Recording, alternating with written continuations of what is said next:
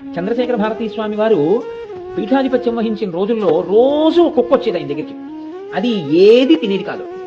శ్రీచక్రార్చన అయిపోయి చంద్రమౌళీశ్వరుడికి నైవేద్యం అయిపోయిన తర్వాత ప్రసాదం పట్టుకొచ్చి ఆకులు అక్కడ పెడితే తిని పడుకునేది అంతే.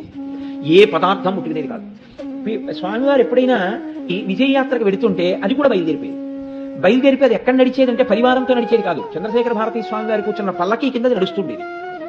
స్వామివారు ఎక్కడ విడిది చేస్తే అది అక్కడ విడిది చేసేది. స్వామివారు అనుగ్రహ భాషణం చేస్తే దూరంగా అలా కూర్చుని వినేది. అంతా అయిపోయిన తర్వాత ప్రసాదం పెడితే తినేది. ఒక పరివారం ఏం చేశారంటే కుక్క ఎవరినన్నా కరిస్తే బాగుండదని దాని కళ్ళకి గంతలు కట్టేసి ఒక వాహనం ఎక్కించి 25 మైళ్ళ దూరం తీసుకెళ్లి వదిలేసి వాళ్ళు వచ్చేటప్పటికి కుక్క వచ్చి పడుకునేది. కుక్క ఆ రోజు నుంచి ప్రసాదం పెడితే తినడం మానేసింది. అది రోజు చంద్రశేఖర భారతీ స్వామి వారి దర్శనం చేసుకుని అది ఏ క్షమార్పణ చెప్పుకుందో నన్ను దూరం చెయ్యొద్దని ఆయన దర్శనం అయిన తర్వాత ప్రసాదం తినేది. ఒక్కొక్కసారి ఉపాధి మారుతుంది, కానీ ఏ మహానుభావుడు అలా తిరుగుతుంటాడో తెలియదు.